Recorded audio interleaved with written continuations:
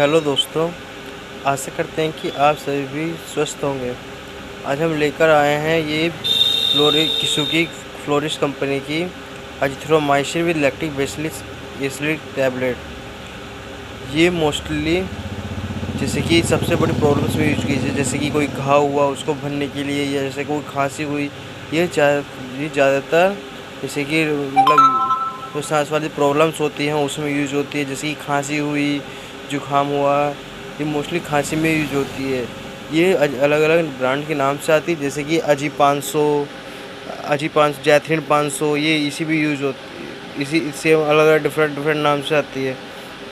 इसकी पर कॉस्ट पड़ती है अप्रोक्स 30 रुपये पर टैबलेट होती है, और ये अलग अलग डिस्काउंट पर मिलती है। तो इसे अगर किसी को खांसी की ज़्यादा प्रॉब्लम हो तो इसे ले सकते हैं वो। ठीक है, धन्यवाद। Please like share subscribe.